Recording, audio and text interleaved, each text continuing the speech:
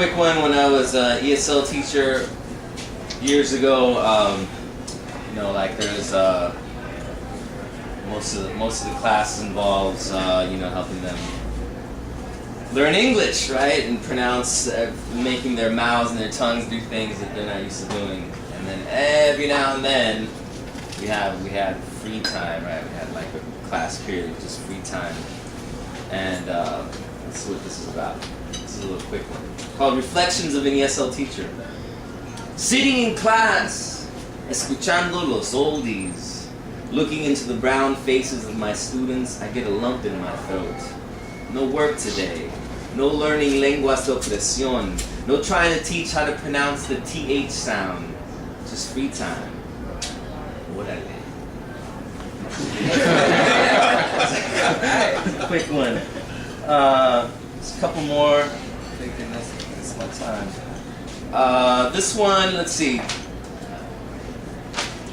I moved to Oakland about 5 years ago, and this friend of mine told me this crazy story that happened in '92.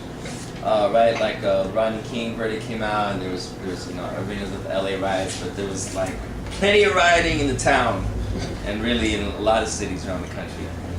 So this is about that and other stuff. It's called The Truth. The truth.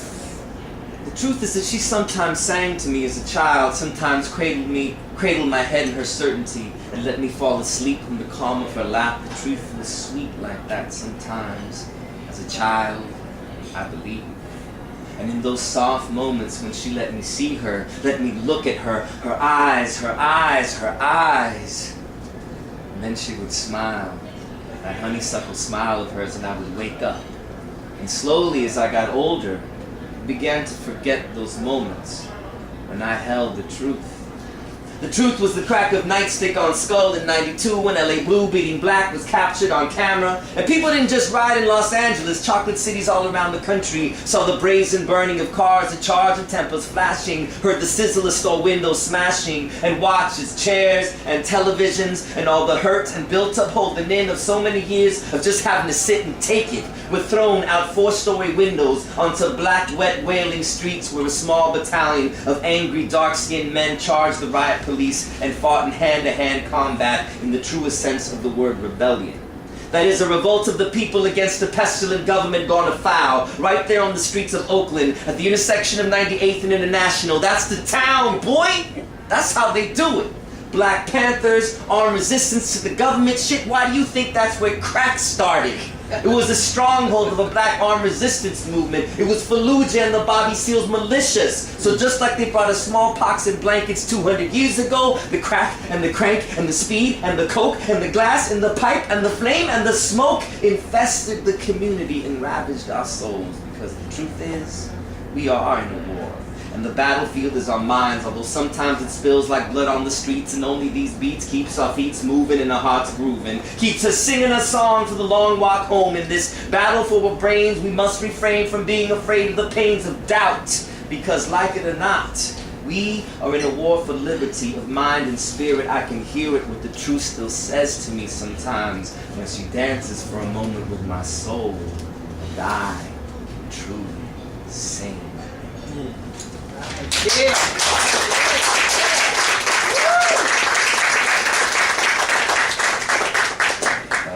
So I'm gonna leave you with this one.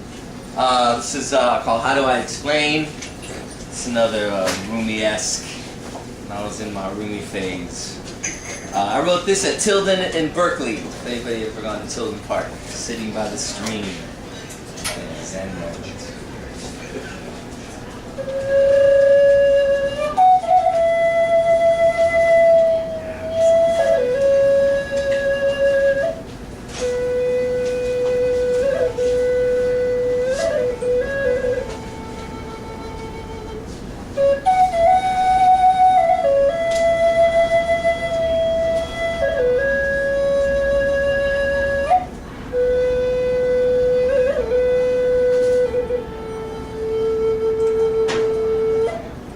How do I explain what the moon does in her dreams? Harder still, Who can really claim to know the sun without getting burned at least once? Tell me, what did the crickets sing to you on breezy summer nights when you were 10 and one with God? I bend myself into new directions and new forms, and in bending, I transform. We bend and mold things, clay, metal, children, into something useful, as we bend ourselves into something magical and beautiful. This is what I have learned from yoga, and as I strain and stretch, huff and puff to keep my balance, I begin to understand newer and deeper levels of balance. A type of balance that words alone cannot describe, nor the mind alone contain. A knowing as opposed to an understanding. The stream runs cold, the sun shines warm, and the trees speak so slowly that most do not hear them. The 10,000 things unfold just so that I may know divine balance and get my own running, shining, and speaking in line with the rest of the universe, or God, or whatever name you choose to call that which has no name. Oh, that I could speak to you as angels do, in tongues of fire, spell out the names of every muse and every god within the lining of your soul. But knowing cannot be told. True knowledge is never taught. Rather, it is set free to fill the spirit until we overflow and wash ourselves away like melting snow.